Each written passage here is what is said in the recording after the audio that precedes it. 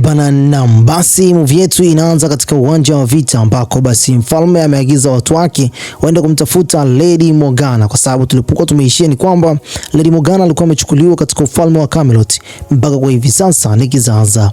Sasa watu wa mfalme walifika katika eneo ambalo kwa kama vile kumetulia kidogo, lakini mara ghafla katika nyakati hizo vurugu zilianza hapo hapo. Vurugu hizo zinaonyesha kabisa kwamba watu wao walikuwa wanatafuta ufalme wa Camelot kwa hila, tena kwa udi na uvumba. Hawa watu wote walitembeza panga kinoma noma. Merlin alijikuta kwamba yupo katikati ya uwanja wa vita, na bahati mbaya zaidi ni kwamba kidogo auawe. Hapo akaanza kutembeza vitu vyake kama kawaida yake. Akaanza kumtegezea huyu mtu Mazeveza pale katika nyakati za mwisho kabisa, na hapo akafanikiwa kuweza kutoroka. Lakini nyakati hizo mfalme alikuwa akizungumza na Gazi katika eneo la ufalme huko. Gazi anamuuliza mfalme kwamba inawezekanaje kwamba tunazidi kupoteza watu wengi kwa ajili ya mwanamke mmoja tu. Mfalme anasema kwamba watazidi kupotea mpaka pale mwanamke huyu atakapokuwa ameweza kupatikana.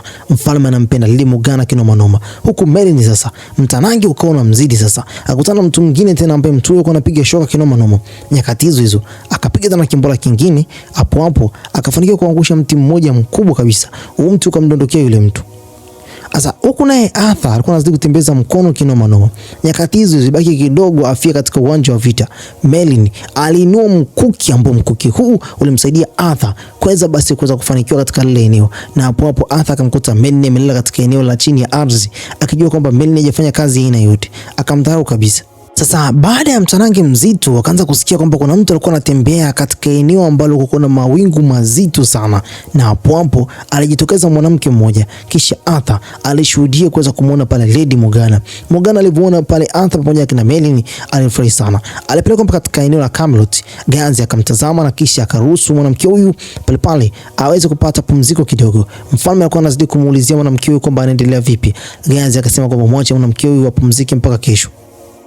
Sasa huku kwake Merlin pamoja na Gazi, Merlin alikuwa na mashaka sana, kwa sababu endapo mfalme atafahamu kwamba yeye ni moja kati ya mtu aliyempa mwanamke yule sumu, itakuwa ni kizaza. Lakini Gazi anamwambia kwamba hakuna jambo lolote lile ambalo basi linaweza kutushinda sisi. Tunapaswa tuweze kufahamu kwamba huyu mwanamke alifanya mambo ambayo ni mabaya sana na hakuwa na chaguo la aina yote. Sasa siku iliyofuata asubuhi na mapema, Gazi alienda kumwamsha Merlin na akamwambia kwamba Arthur anamuita Merlin katika chumba cha kwake Lady Morgana. Lady Morgana alikuwa anazidi kumhadithia Arthur ni namna ambavyo ilivyokuwa basi imeweza kutokea mambo yote katika ile eneo ambalo yeye mwenyewe binafsi ni kama vile alikuwa anasingizia kwamba alikuwa ametekwa. Lakini Merlin pale akawa anasikiliza zile taarifa. Alipokuwa anasikiliza, mwisho wa siku wakawa wamekumbatiana Lady Morgana pamoja na Arthur, baada ya kumshukuru kwamba mwanamke huyu anashukuru sana kwamba amerudi. Sasa kipindi ambacho Merlin alipokuwa anatoka nje pamoja na Arthur baada ya kukumbatiana pale, Merlin mwanamke huyo akasema kwamba anatamani aweze kuongea na wewe.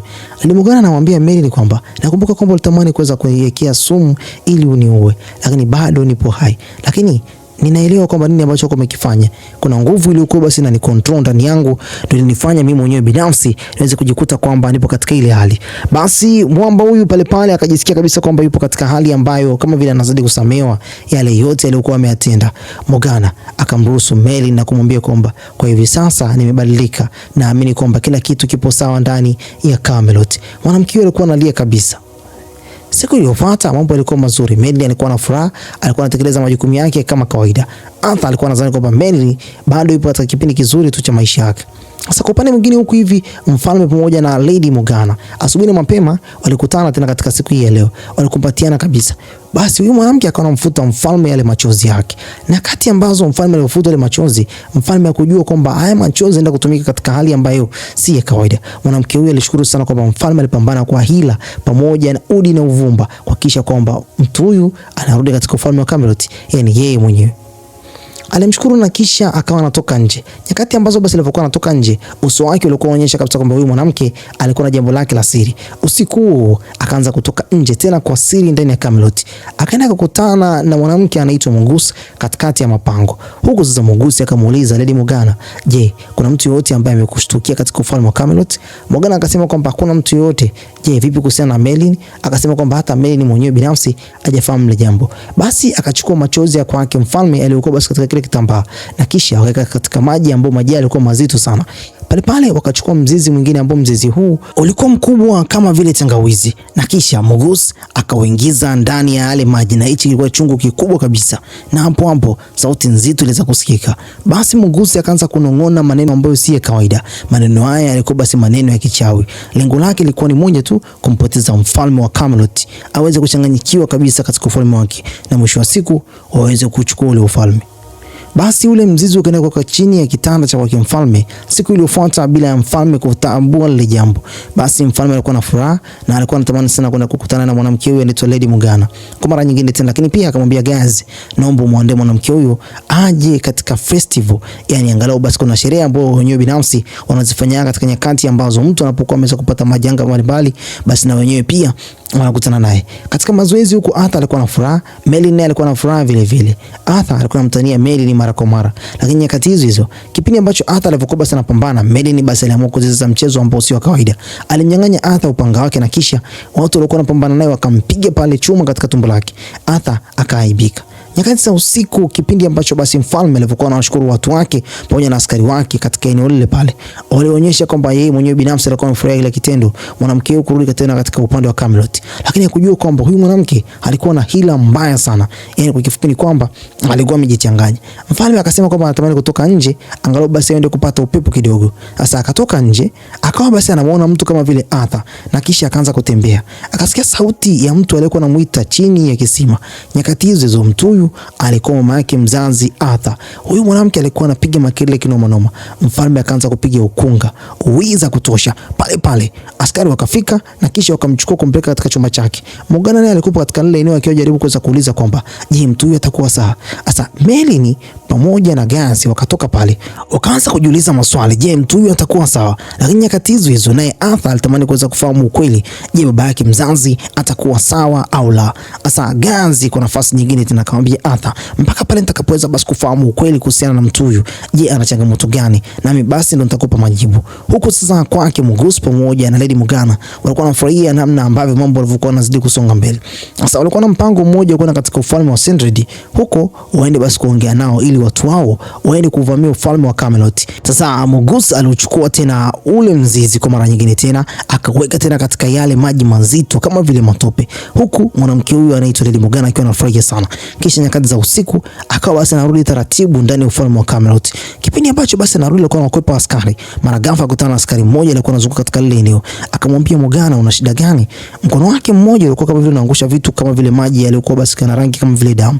Kisha huyu askari alitamani kufahamu kama mwanamke huyu yupo salama. Sasa akawa basi anajaribu kuweza kumsumbua Morgana ili siri yake basi iweze basi kufahamika. Pale pale akamchomeka kisu, kisha akamtupa huko chini. Sasa naye akakimbia katika chumba chake, akaficha kila kitu, na kisha pale pale akaingia mwanamke huyu anaitwa Guinevere. Guinevere aliingia pale ndani akajaribu kuweza kuongea na mwanamke huyu anaitwa Lady Morgana. Morgana akamwambia kwamba hapana, naomba utoke nje, mimi nina mambo yangu hapo ndani. Basi kipindi ambacho basi ametoka huko nje, basi kwa upande mwingine tunaonyeshwa kwamba Mugusi ni mmoja kati ya mwanamke ambaye si wa kawaida.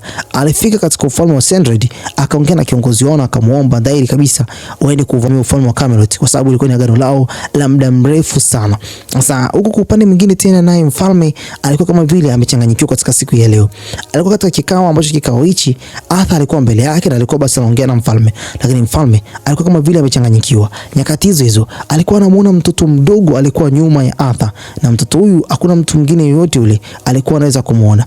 Pale pale alianza kunyoosha kidole chake akamwambia kwamba toka nje, toka nje. Morgana huko akizidi basi kushangaa ile tukio. Hakuna mtu mwingine basi alikuwa anafahamu ile jambo.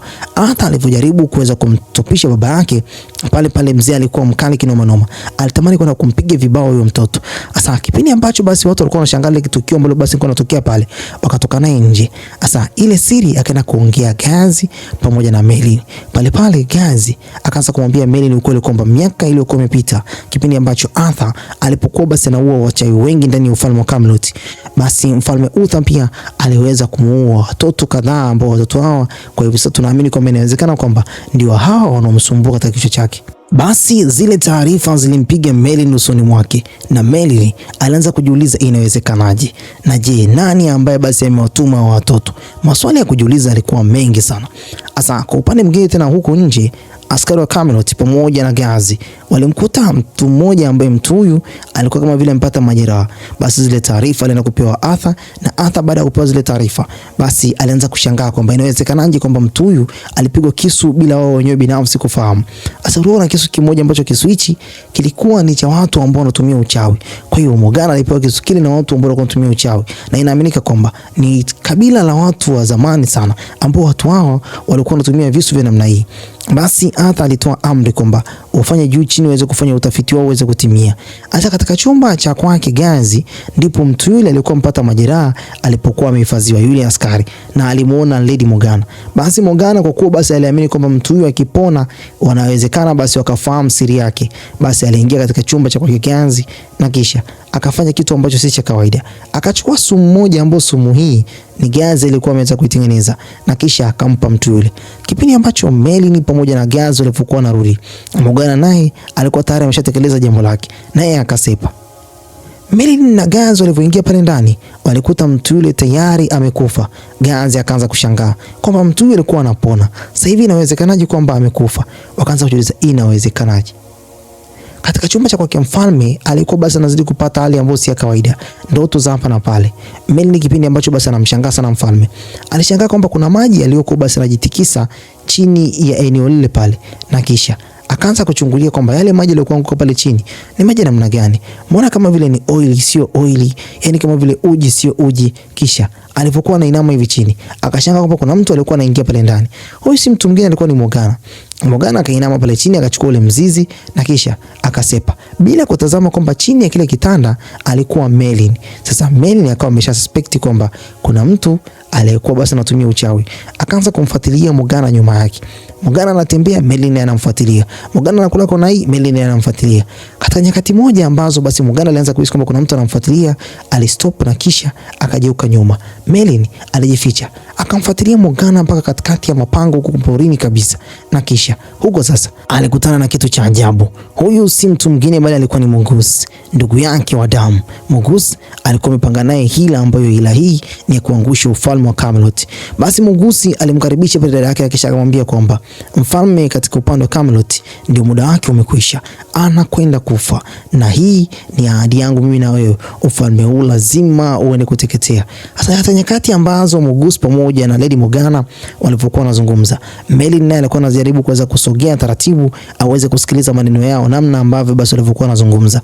Hapo Morgana akaanza kusema kwamba hatuwezi kufanikiwa katika hili. Melin ananifuatilia na Melin ananizidi basi kunichokonoa mara kwa mara. Kipindi ambacho basi Morgana alipokuwa basi anazidi kuongea, Melin alikuwa amejificha katikati ya jiwe. Hapo akaonekana, akaanza kushangaa ameonekana vipi. Melin akaanza kukimbia mzee huku na kule, askari wakatumwa waweze kumtafuta Melin. Melin kwenye vichaka. Gazi katika ufalme wa Camelot akaanza kufuatilia katika chumba cha kwake Arthur. Akaanza kumbembeleza Arthur angalau uchukue ufalme basi aanze kuongoza yeye. Lakini Arthur akasema kwamba hapana, siwezi ku give up kwa mzazi wangu ninayempenda, ni uchukue ufalme mimi kisha yeye bado yupo hai. Basi Gazi akaambia kwamba hapana, tayari watu wengi basi wameshaanza kuongea kuhusiana na hili jambo. Naomba uchukue ufalme, naomba uongozi watu hawa. Camelot inahitaji kiongozi. Basi Arthur akawa mbishi na kisha akabisha, lakini Gazi alifahamu hili jambo. Melin huko alikamatwa na kisha wakamfunga cheni. Cheni hizi kwa sio cheni za kawaida, cheni za kichawi. Basi baada ya kukamatwa kwa muda mrefu, basi pale huyu mwanamke anaitwa Mungus alianza kumuuliza kwamba lazima uniambie sababu ya wewe kufanya juu chini kwa ajili ya ufalme wa Camelot. Basi Melin akasema kwamba hakuna jambo la aina yote, ni kwa ajili tu ya mimi mwenyewe binafsi, napenda watu watendewe haki. Basi Mungus akamwambia sawa, kwa kuwa umeamua basi kukaa katika upande ambao si wa kawaida, upande wenye laana, basi na sisi pia tunakutenga. Melin utafia hapa. Akazipiga zile cheni loko kupitia uchawi, na kisha hapo wakaamua kumwacha pale. Melin maskini ya Mungu hajui hili wala lile. Huku naye Gazi maskini ya Mungu anaanza kujiuliza kwamba Melin yuko wapi? Amejificha wapi huyo mtoto? Akaenda chumbani kwake akamkosa. Melin yuko maskini ya Mungu anajaribu kuweza kuzifungua zile cheni. Anapiga vimbola lakini wapi? Cheni hazifunguki. Anajaribu mara ya kwanza, mara ya pili, cheni zinajiguza tu kidogo lakini hazifunguki. Uchawi wa Mungus si uchawi wa kawaida mzee. Mara moshi wa ajabu ukaanza basi kusambaa katika lile eneo. Yeye akiwa katika lile eneo hajui nini ambacho kinaendelea. Huko naye Gazi akazidi basi kuuliza katika kila chumba, mmemwona Melin? Melin hayupo. Akamuuliza pale Morgana. Morgana anasema kwamba kwani kuna shida gani? Kwa nini hajaja katika upande wa Camelot? Lakini Geazi akahisi kwamba huyu mwanamke inawezekana kwamba anafahamu hili jambo. Kipindi ambacho Geazi ametoka, Morgana alimtazama katika hali ambayo si ya kawaida. Meli ni huku hivi, akaanza kusikia mitikisiko ambayo si ya kawaida. Akajaribu kuweza kujifungua kwa mara nyingine tena. Piga mvimbola, lakini wapi mzee.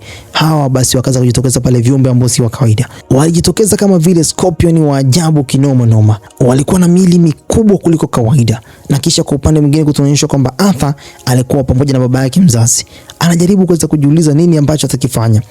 Pale alifika mwanamke huyu anaitwa Morgana. Morgana basi alizidi basi kumbembeleza Arthur, na hapo Arthur akasema kwamba baba yangu mzazi atakuwa salama. Lakini naye Morgana naye kwa unafiki aliokuwa nao, naye akasema vile kwamba atakuwa salama na atazidi kuendelea kuwa hai. Basi Arthur akamkumbatia Morgana, akamwambia kwamba nashukuru kwamba uko hapa. Sasa huwezi kuamini huku Merlin alikuwa hana nafasi nyingine ya kuanza kujitetea, lakini hawa viumbe wakaanza kumsogelea. Ilibaki katika nyakati ambazo yeye mwenyewe binafsi hajui nini cha kufanya. Alizungumza lugha zote za kichawi, lakini wapi, anawapushi tu kidogo. Mmoja wapo alimdhuru katika mgongo wake na kisha akamrusha mbali. Kifo chake hakikusaidia, bado wengine walikuwa ni wengi zaidi. Hapo akakumbuka kitu kimoja, alishawahi kumsaidia Dragon kutoka katika yale mapango. Kwa jambo lake ni moja tu, katika siku ya leo anajaribu kuweza kuongea naye kupitia lugha ile ambayo yeye mwenyewe binafsi anaijua. Akamuita Dragon na nguvu zake zote zikamwisha, akadondoka pale chini. Kwa upande mwingine huku hivi askari wa Sandred ndo anaingia taratibu, ni kundi kubwa sana. Kiongozi wao ndo huyu hapa. Anatazama namna ambavyo basi walivyokuwa nazama ndani ya ufalme wa Camelot. Lakini pia Mgusi naye yuko katikati ya mapango, alikuwa anashuhudia kile kitendo kupitia ile crystal. Basi hawa Scorpion walizidi kumsogelea maskini ya Mungu Merlin. Nguvu zikiwa basi ndo zinaishia. Wakimpiga meno pale basi ndo imeisha. Hapo Dragon alifika katika nyakati ambazo hata yeye mwenyewe binafsi Merlin hakuwa ametarajia. Alishuka mzee, kisha akasambaza moto mzee.